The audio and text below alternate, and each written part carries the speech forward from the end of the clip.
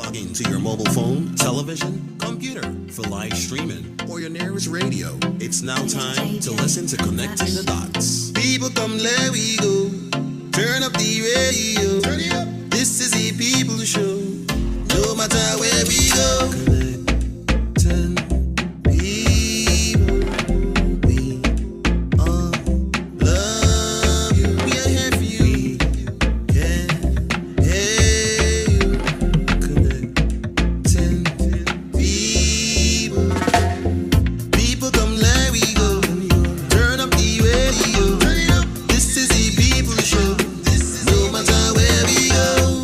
Connect the dots, family. Connect the dots, unity. Connect the dots, for you and me. Connect the dots.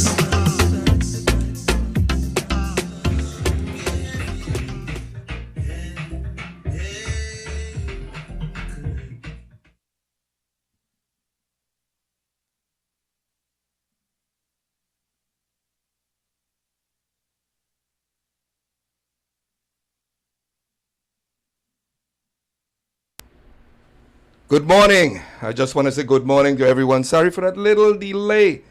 That plug in that engineering room, I got to speak to Peter about that. That's right. But good morning to everyone. You know, I'm not going to get stressed out about anything. And folks, I say the same to you. Don't get stressed out about too many things, you know, because life is too short. You know what I mean? Life is too short. And you know, today and tomorrow is all about Adi. And I said Dr. Athniel Adi Otley, the family, head of this household. And you know, his passing has left a void in many people because that's a voice that has been out there for so many years. Many of us grew up on Adi's voice.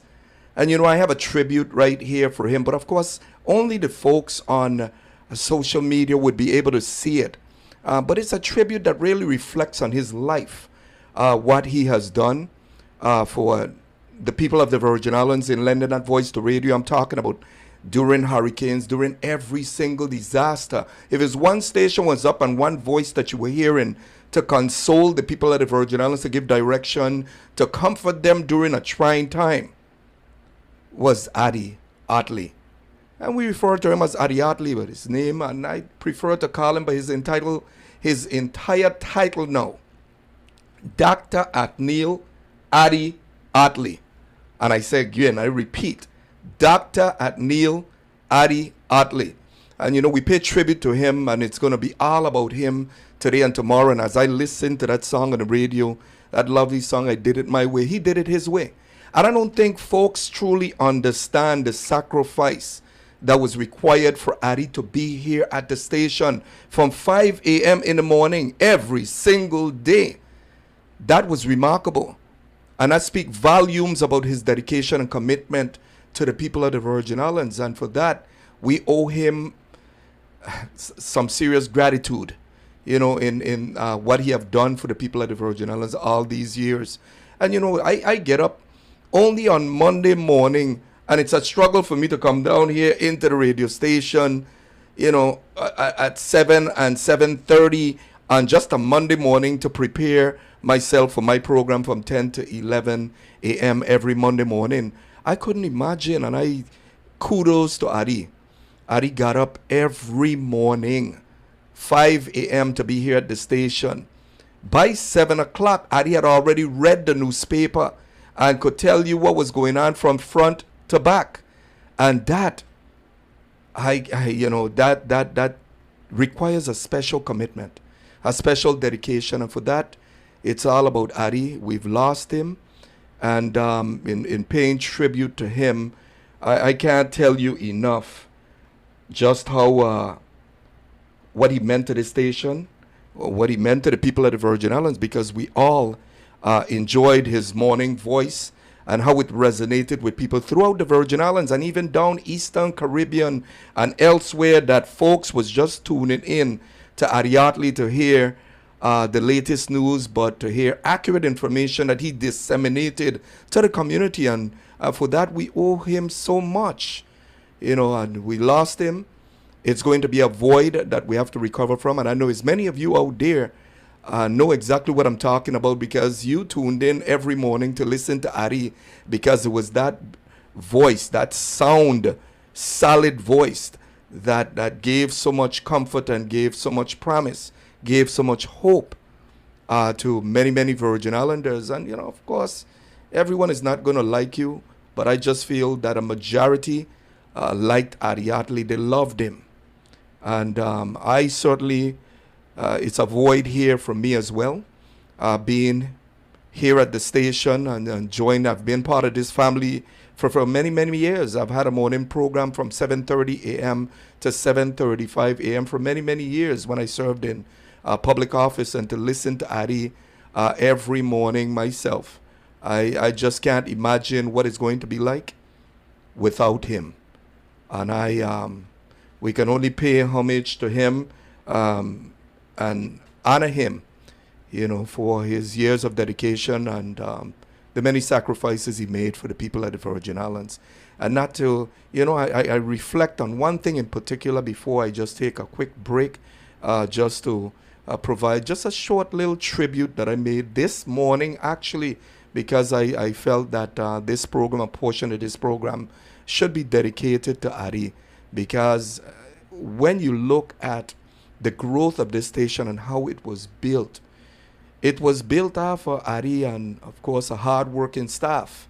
But Ari, day in and day out, became the trademark, the branding of the station, that beautiful voice every Monday morning, and every morning during the week, with the exception, I believe, of Sunday, but he even came in here sometimes on the Sundays to lend his voice to different things. But I remembered in the wake of Hurricane Irma and Maria, which was the one before the last disaster we were confronted with, or disasters, because we had COVID. COVID is a disaster.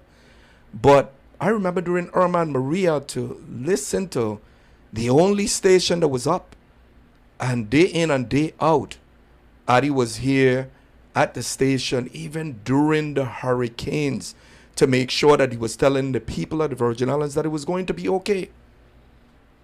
But we'll definitely miss him.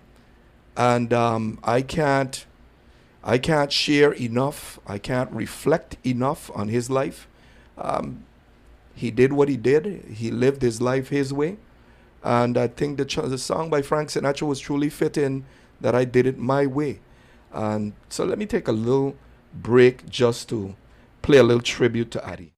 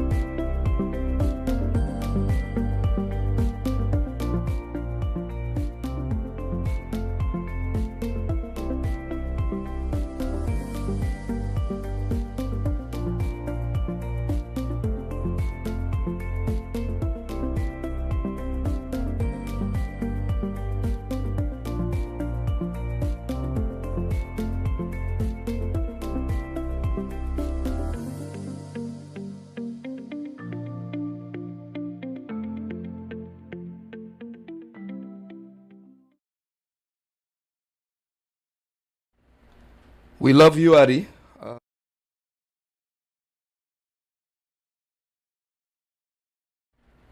We'll be celebrating Ari's life today and tomorrow. And of course, down we have something down at UVI. I think it's 11:30 Tuesday.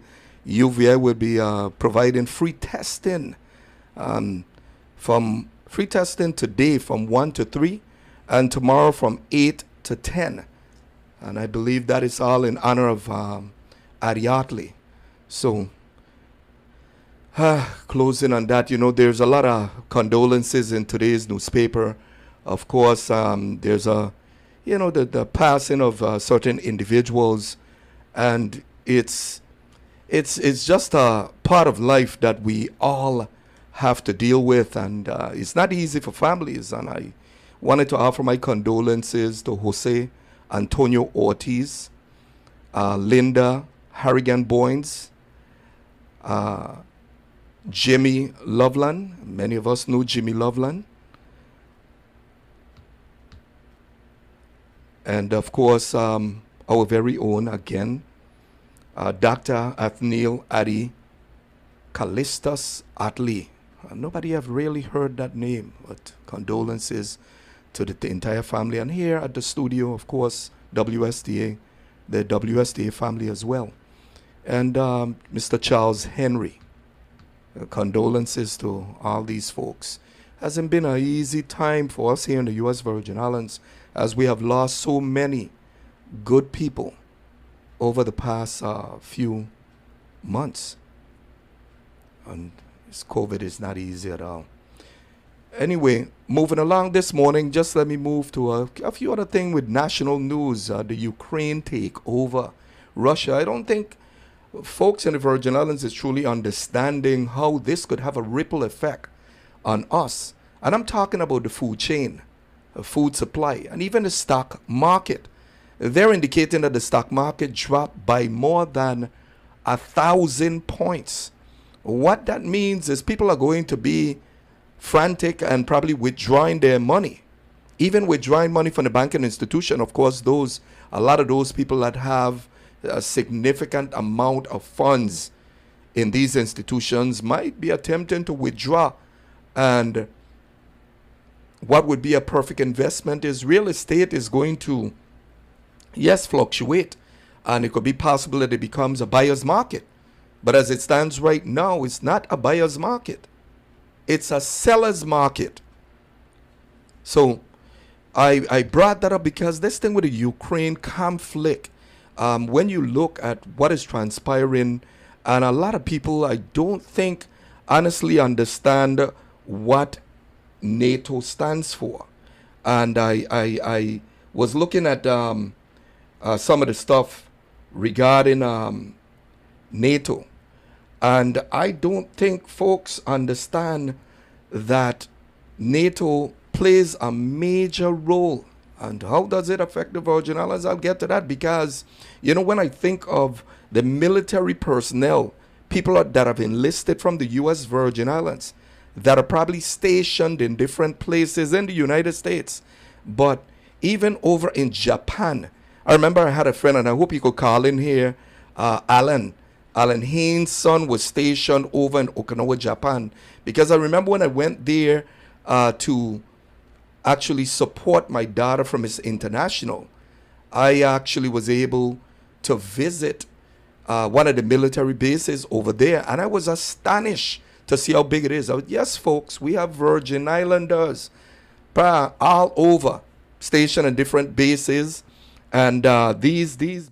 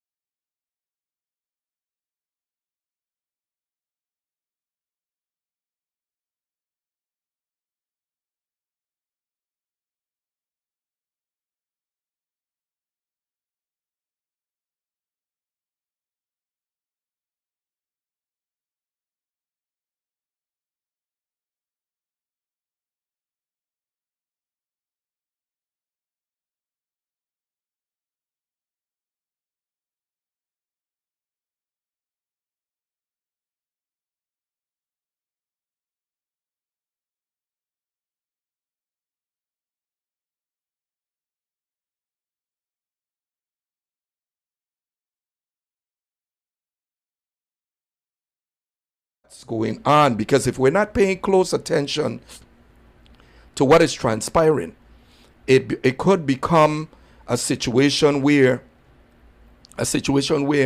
our food chain is affected in the Virgin Islands. And an interesting thing took place with me this past weekend. I went off island for a few days. I was in actually Miami. And to note that, just looking at the quality of the groceries, you're talking about meats, you're talking about all the different commodities and the quality of the product in the States versus the U.S. Virgin Islands. I have to say to the stores here in the U.S. Virgin Islands, you need to step it up. You need to step it up. And Virgin Islanders, when they go abroad, need to see that there is a clear distinction or a clear comparison between the quality of services or the quality of products that they buy in the States versus what they buy in the U.S. Virgin Islands. Because as I walk through some of these stores and I see the quality of the meat, the quality of just their fruits, it was just amazing to see that we are experiencing something here in the Virgin Islands. I don't know what it is. I know that store owners are doing their best, but I'm telling you folks, if that food chain becomes depleted, we're going to be in some serious trouble. Now, moving on to a couple of other items. When I was coming back home, I was kind of elated to see that the flight was filled. I mean, these flights are filled coming in, and the number of flights coming in here tells you that this is a desirable destination. And now is the time for the hotel industry to start stepping it up, because we're going to need more rooms. We have, yes, Airbnb, and residents are able to capitalize on Airbnb in terms of renting rooms out and making additional income, subsidizing their income. That is all good. But we also need to increase our inventory. Inventory of what? Inventory of hotel rooms for the overnight stays.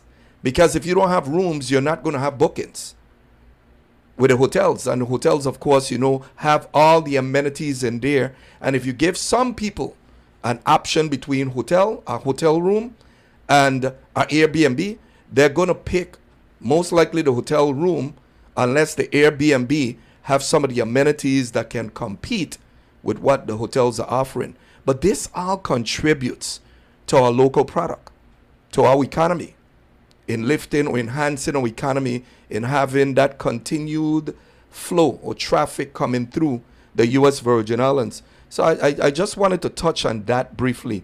And one of the persons that I wanted to offer condolences to as well, and a lot of people don't seem to understand that he perhaps represented what I would call the mentally ill and homelessness in a gentleman that used to walk the street that many of us know him as what?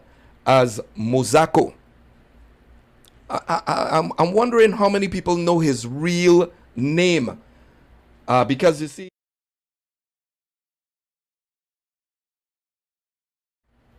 Mozako used to be here around the Virgin Islands all the time. And of course, many of us who just looked at Mozako and knew his upbringing, knew about him, knew his family members, always wanted to be generous and give him something. But Mozako actually represented a void that we have here, or shed light on a void that we have here in the Virgin Islands. And that's the mentally ill and homelessness. And I'm hopeful that, the administration start to pick up the pace in addressing that particular area as well. Because there is a lot of Mozakos out there on the street that God forbid that they end up in the same situation that Mozako had ended up in. But it's definitely a void that we see in the community, and you hear them. It's going to be a topic for discussion again in the upcoming campaign, where they're going to talk about the mentally ill and homelessness and what are the plans for to address that particular issue? Are we going to establish a transitional facility where for those who can, in fact, receive therapy and be actually rehabilitated to be able to transition into at least some part of society and make a contribution in some way or the other? Of course, you have those who are severely mentally ill that can't be rehabilitated but can be treated. And we can, in fact, provide daily meals for them and accommodations when need be for some of these folks, and even some form of counseling. But if we don't have such facilities around that is wholesome, that provide all these services that necessary, then we're going to continue to be like the dog chasing its tail, that we're not addressing this issue. And, condolences to Mozako family as well, because many of us know him.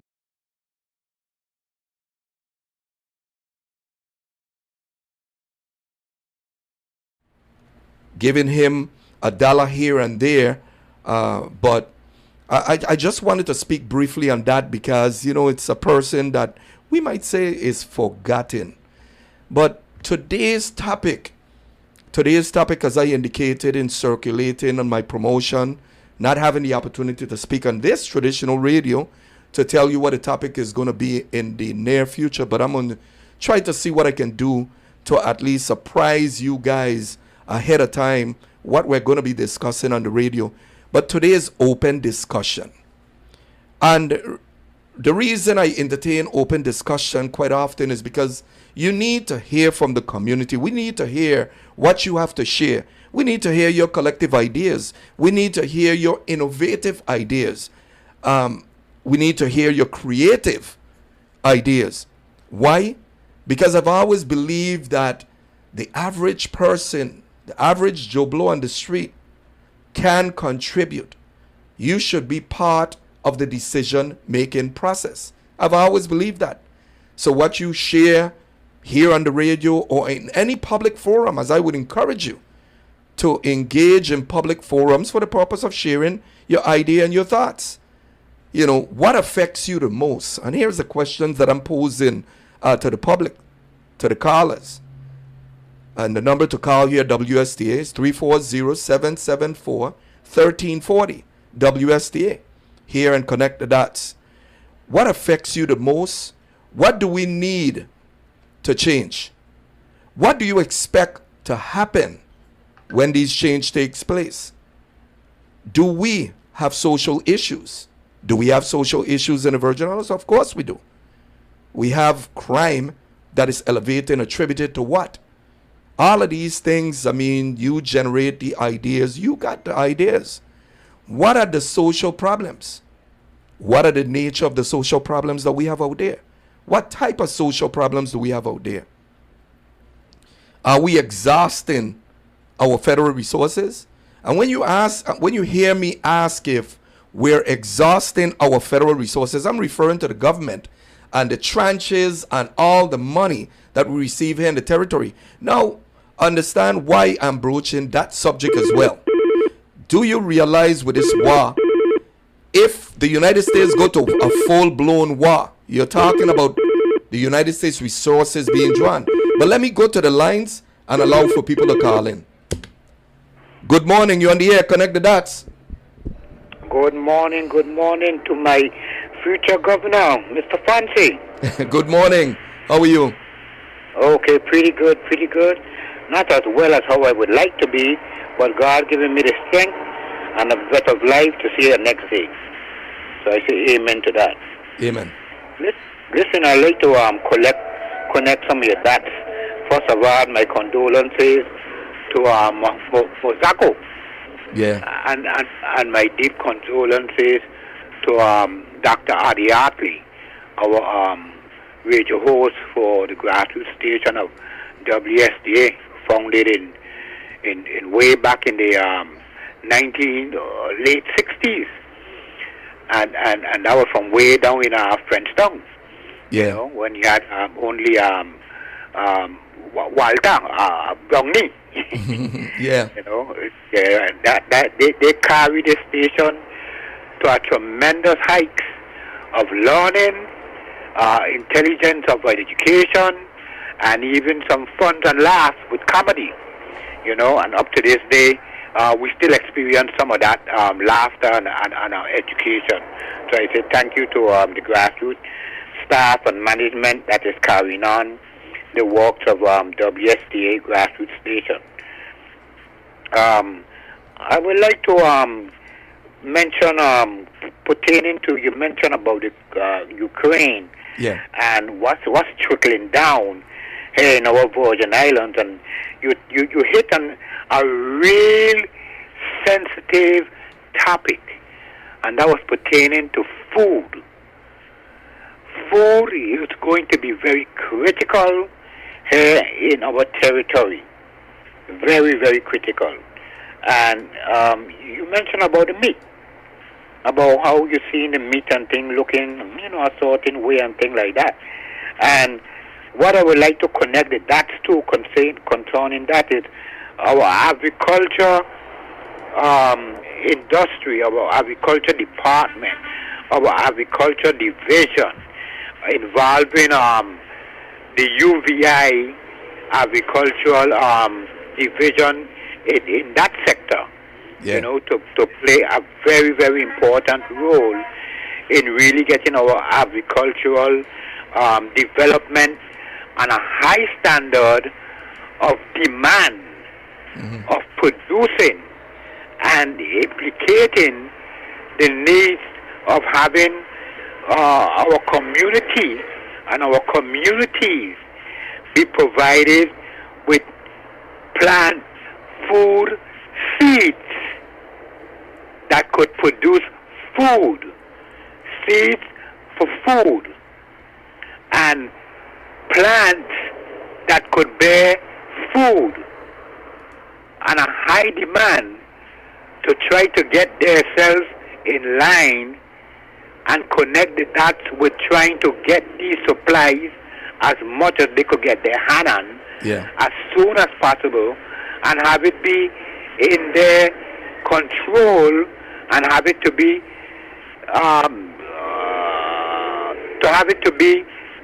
delivered or even provided for us to either purchase, or at times they could have farmers market and have seeds and plants to give away for us to be able to have food in our backyards, have food in our front yards, have food on our farms, and have food provided for us on a freshly daily basis.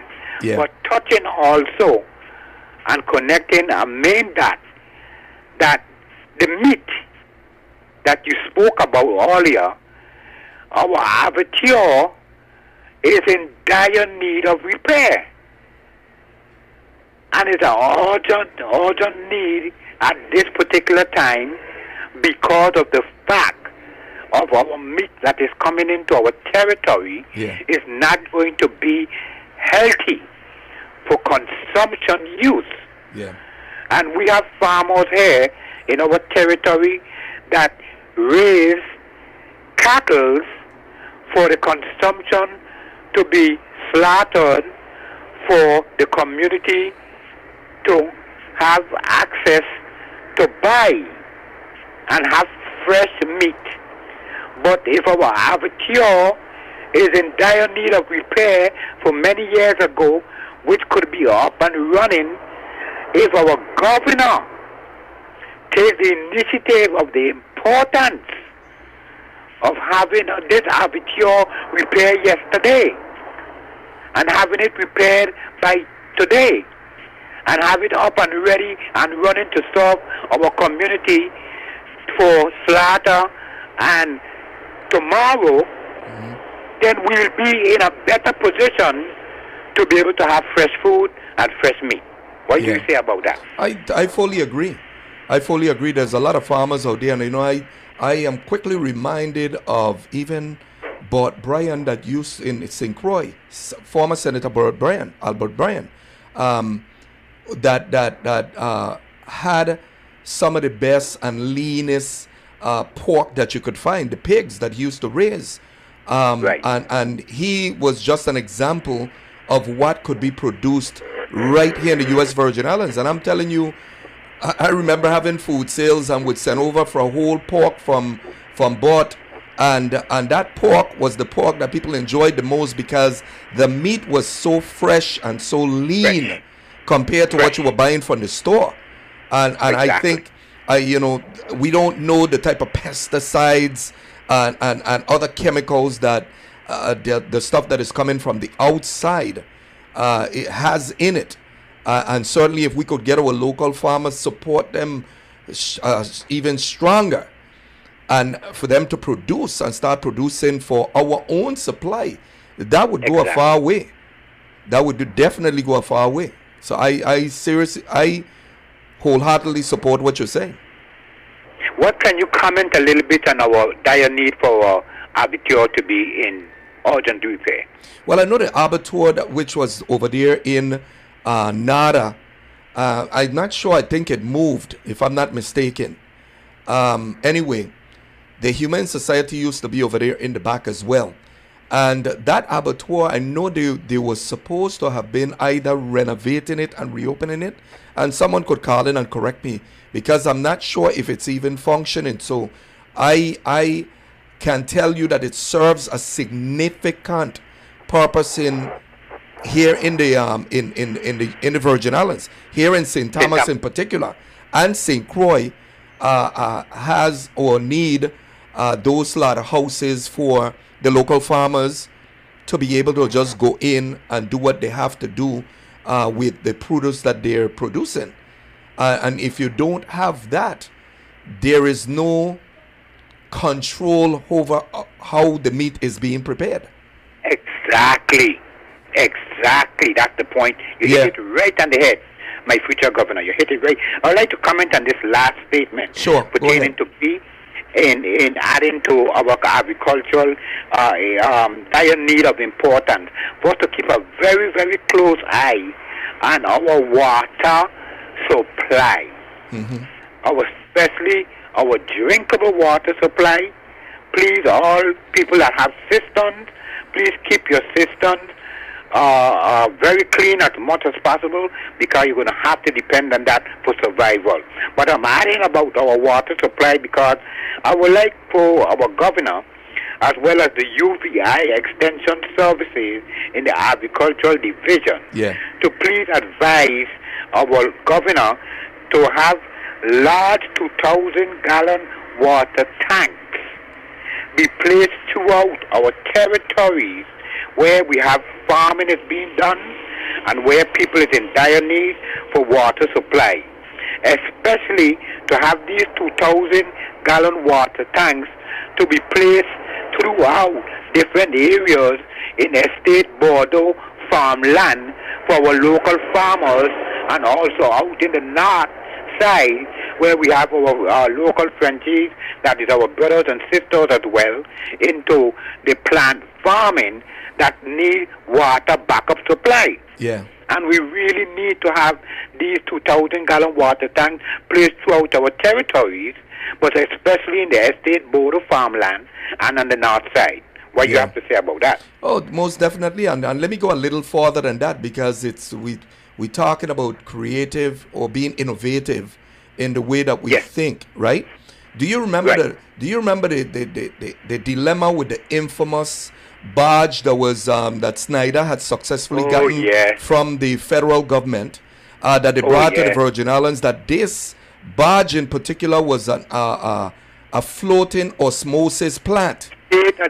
State of the art. Do you know where that is grounded today? I could tell you exactly where it's located. But let me finish with what I'm going to say. That is grounded. That is grounded down there by WAPA. Okay, practically sinking, tilting over on the side. I had suggested years ago to take that barge and take it all the way down to Bordeaux, anchor it out there somewhere, and leave it be a supply for the Bordeaux farmers. People laughed at me. No, but But it's still doable. Well, I don't know how much repairs are going to be required and whether or not it has not been completely corroded to the point that it's inoperable. I don't know. It would take a specialist to come in and actually do an assessment and determine if that could be used. That if so be the point. Yeah. But you're right on point. You're right on point, our future governor. You're right on point. And I'd like to say thank you for your time. Thank you for calling. And thank you for your expertise in giving our open mind vision for our present and our future survival. Thank you very much, sir. Yeah. Thank you for calling, sir. Yeah, everyone have their ideas and everyone have their areas of concerns and or area of concern. And certainly this gentleman that just called didn't have a concern along the line of agriculture. So we have many issues in the Virgin Islands. He had an interesting point, a valid point in saying that if we do not start to put water tanks throughout the Virgin Islands, because we don't know what could potentially happen. We don't know if the United States go to war, God forbid that the United States go to war and start to drain all the resources. And could you imagine fuel not making its way to the U.S. Virgin Islands because they have to provide the fuel supply to the military for them to be effective? What it would mean that we are not receiving fuel here in the Virgin Islands, that could be alarming. And these are issues that I'm sure that many Virgin Islanders could, are going to be vexing, upset with. And just moving along in open discussion, of course. I got a statement here. Was a question from Barbara Murphy on Facebook.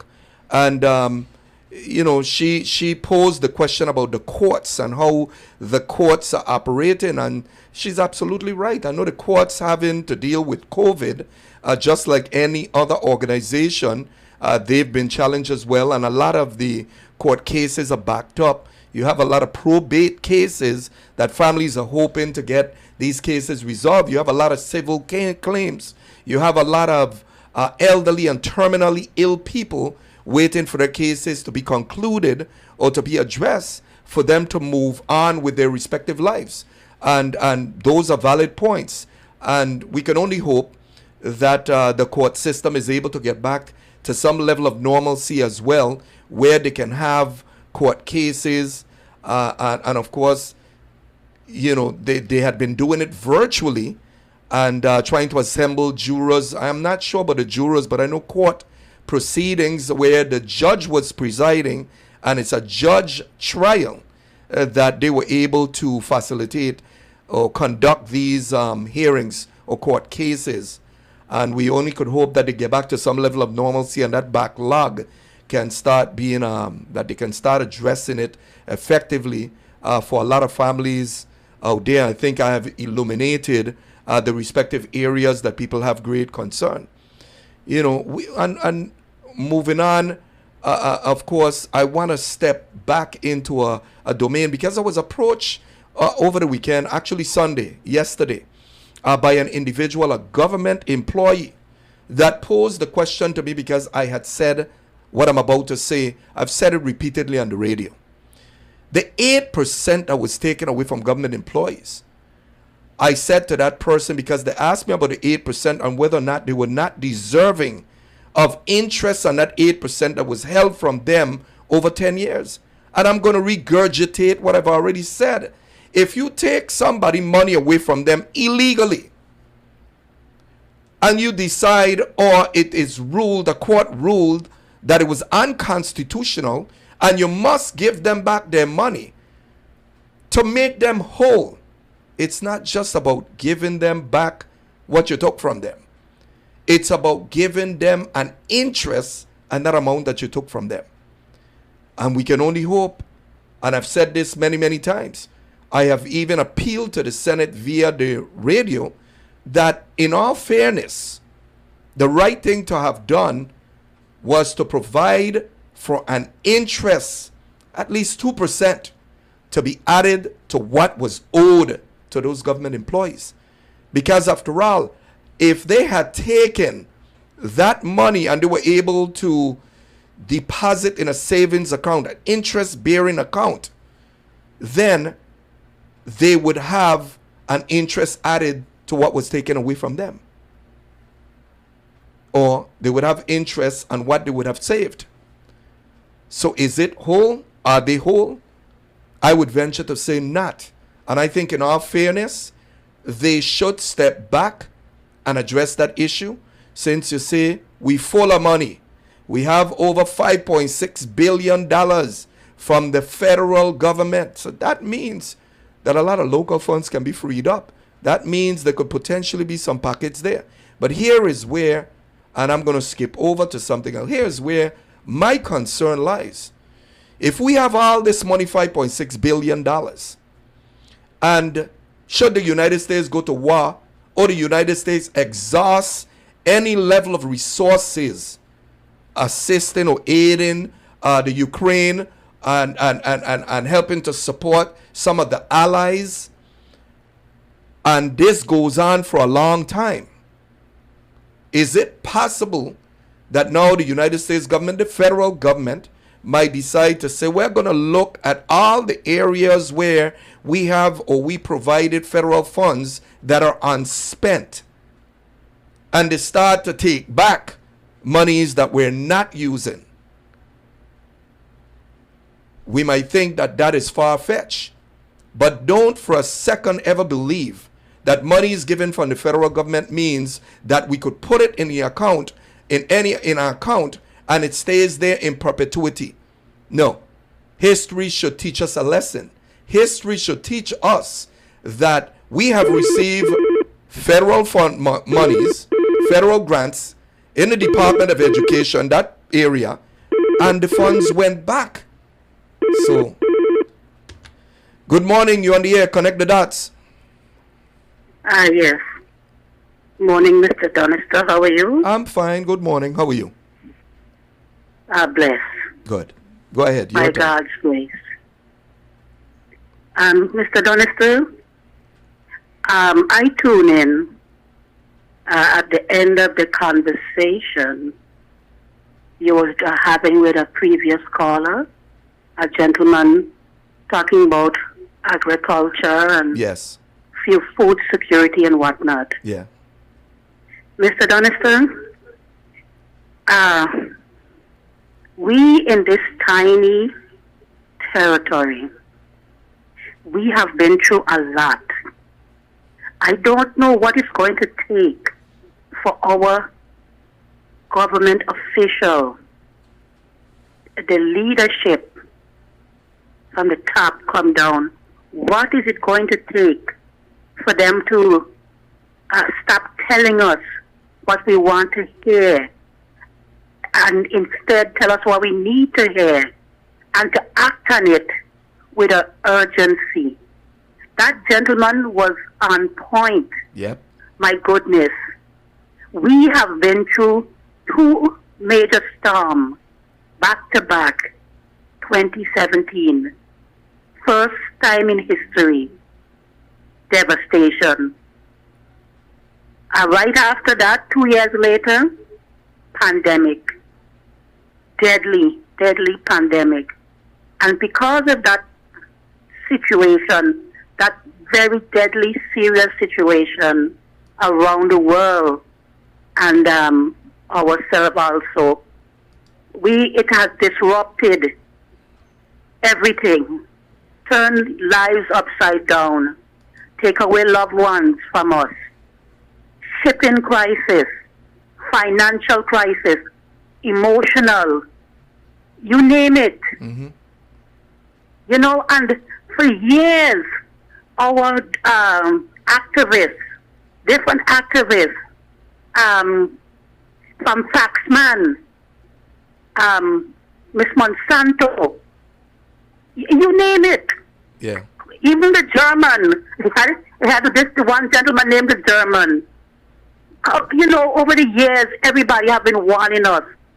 I mean, what is it going to take for real understanding of the crisis? Food security, number one. clean air and water, proper medical facilities in case these things happen again. We will have mass casualties. I mean, these people they need to stop playing games with people's minds. I mean, billions of dollars for this and billions of dollars for that, but they need to get their priorities straight because we depend on the U.S. and other major powers for everything. Yeah. And when you depend on others and they themselves in trouble, how can they help you? We have got to get serious about sustainability. How are we going to sustain ourselves? Because I could remember as a child, my grandmother, World War II, when you had blockades, shipment of food supply, health care, the poverty level became so ridiculous because of these war. War is not limited to just the actual war between you and me. It has a ripple effect. Yep. A ripple effect on others in other parts of the world. And look at this lunatic, Putin. Look what he's doing to his own people. They are his own people, They are next door neighbors. They share the same language, the same culture, the same history. Look at what he's doing and look at the ripple effect it's having on the world. Financially, socially, mentally. Look, Mr. Donister, I broke down in tears. Right now I hold him back tears to see those little children, how they're terrified and confused, don't know what is going on, and the refugee crisis that is causing, and the financial ripple effect around the world, because they're supposed to be one of the third or fourth largest oil producers. Yeah. We're going through where it calls again, with the finances. Inflation? And the inflation. We're going through inflation because of the pandemic, and the inflation is going to get worse with the ripple effect of with these unnecessary wars. Yeah. And I felt so embarrassed and so hurt for the president of the Ukraine, because he himself couldn't believe that Putin would actually invade them. And he was saying, the U.S. need to stop creating hysteric and stop scaring people. And up to the last minute, he couldn't believe that Putin actually would invade them. And look what they're going through now. Yeah. Look what they're going through now. So we cannot wait for the last minute to get serious with agriculture, sustaining ourselves in case of these situations, because these situations is going to get worse before they get better. I mean, I am disabled, and if I have to go in a wheelchair and assist my elderly parents to start a garden, something sustainable in case of emergency, I will do it. But people that have property and land and whatnot, people, look out for yourself, because the government playing games. We got to get serious with agriculture and sustainability. And have a blessed day. You have a wonderful day as well. Thanks for calling. Thank you. Yeah, this thing is serious, and I mean, we might feel, or we might believe that, the war is going on in another part of the world, it doesn't affect us in any way.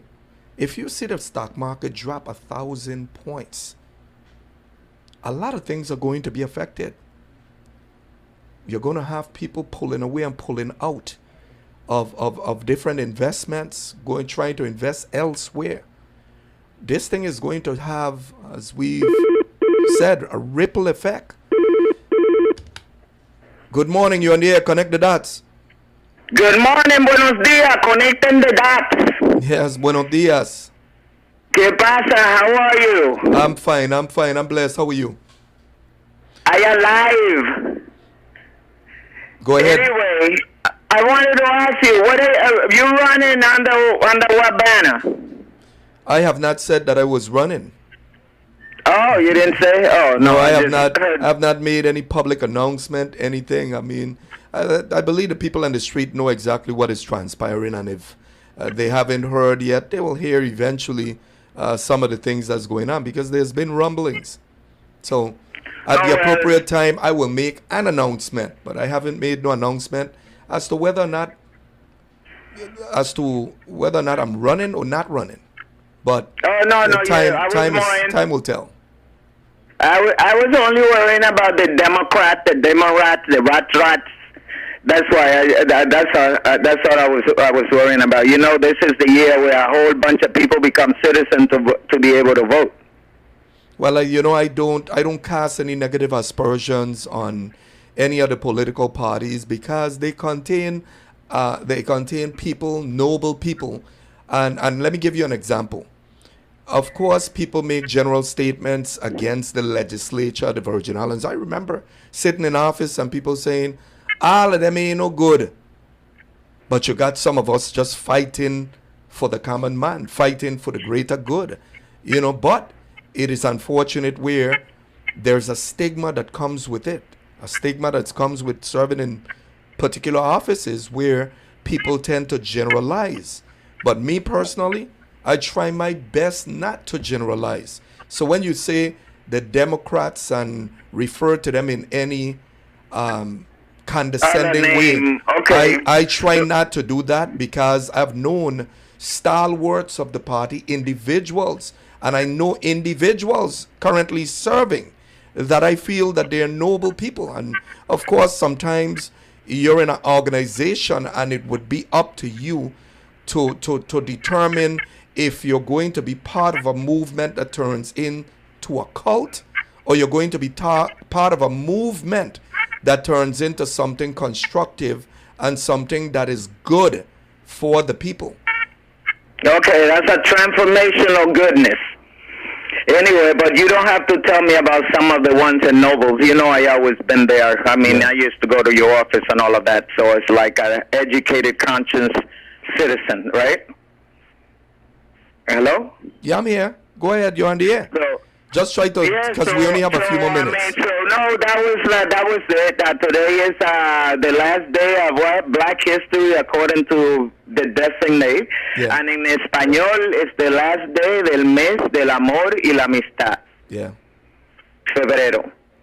So anyway, remember that we have that population of habla español. Sí. Como decía Ari, todo el mundo. Yeah. So we gotta remember that and live up to that. And thanks for being part of the station also, because that always, as he said, it's the people's station, and people should have a place to go and be able to talk. So when am I gonna be able to talk about that mental health that we've been looking at for the last 20, 15 years? I am not a nonprofit, and I always been a responsible citizen caring about our people. So I need a chance to be able to sit and educate. And I could be a papi shori que una payasa también. So, we like to laugh. Yeah. So I'm looking forward for you giving me that opportunity, okay? Alrighty. At the People's Station. Yes, So sir. may we be blessed y que Dios nos bendiga. Y lo que será, será en el nombre de Dios. Okay. With faith. Thank you. All right. Thank you. All right. You have a wonderful day. I sure will. I'm in paradise, paradism, para. But All it's right. beautiful. Gracias. Okay. You're welcome. Yeah. Everyone have their list of concerns, and of course, This, as I indicated, this is the People's Station, and this is Open Forum today, and we're winding down to the end of the hour. It's now 10:58 a.m. here in the U.S. Virgin Islands. And when I talk about the U.S. Virgin Islands, I'm talking about St. Croix, St. Thomas, St. John, and Little Water Island. And I just want to thank each and every one of you for tuning in every Monday from 10 to 11 a.m. here on Connect the Dots.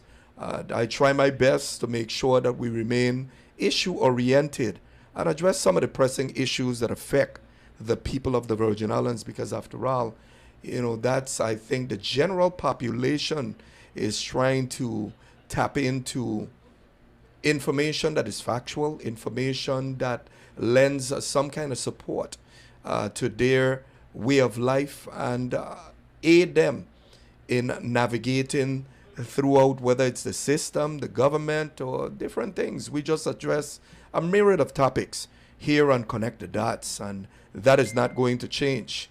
It's just a wonderful morning here in the U.S. Virgin Islands, but unfortunately a somewhat a somber day, a sad day here in the U.S. Virgin Islands. And isn't it ironic that our dearest Ariadne died during Black History Month? And for years to come, I believe, when we celebrate Black History Month, Ari is going to be included in there. Ari should be included in there because he was an icon and a legend in his own right. And remember, I said when I started the program, everything is about Ari today. Ari did his time. There's an old saying, it's not a person's duration in life that is most important, but a person's valuable contributions to life that truly counts. You could live a long life, but would not have contributed in any way to uplifting the lives of other people. And for some of us who value that system, who live on that principle, Ari actually did what he did, not for himself, but for the people of the Virgin Islands, day in, day out. And I just wanted to acknowledge his contributions this morning on my program, to tell you that he's going to be sorely missed because let me go to the telephone line and allow one more call because the hour's ended. Good morning, you're on the air, Connect the Dots. Good morning, Senator. This is Gene Dragon. Hey, Gene, how are you? Good morning. I'm good. Listen, I want to say something about Dr. Atlee, but I want to also remind the people about the title he get from St. Peter and Paul, the Diocese of St. Thomas. So Atlee, this apparently is the highest honor they could give to parishioners. And I think he was so wonderful for not only for Catholic Church, but the whole Virgin Island Church, and school and children. So I remind them that, and the other thing I remind, this guy is no one can replace him in St. Thomas, because the guy have a flavor. I call him the flavor man. Yeah. When he had to advertising, he could advertising 300 restaurants and got a flavor for each one and each plate of food. There's nobody can replace that man.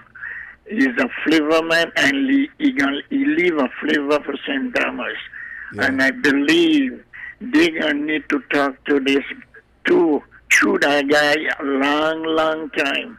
When I was so happy when I hear you talking about the cleaning of St. Thomas. Tell the people don't do that every single day. And I don't know, God needs somebody like that to take him, but we need to remind this, okay? Yeah. So Atlee, and don't use that for purpose.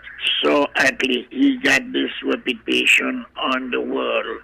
Have a nice day and God bless the family. Okay, and thank you for that information, okay? Thank you. Okay. Well, it's all about Ari, and I'm glad that he called in and actually spoke of that that was bestowed on Ari. Well deserving. And it's all about Ari today and Ari Hartley tomorrow. So on a closing note, I just want to say condolences to the entire family again, those included here at WSTA. This has been Adela Fonsi Donna Storg here with you on Connect the Dots every Monday from 10 to 11 a.m. Thanking you for listening, thanking you guys for viewing, and may you have a wonderful day and a productive week. God bless.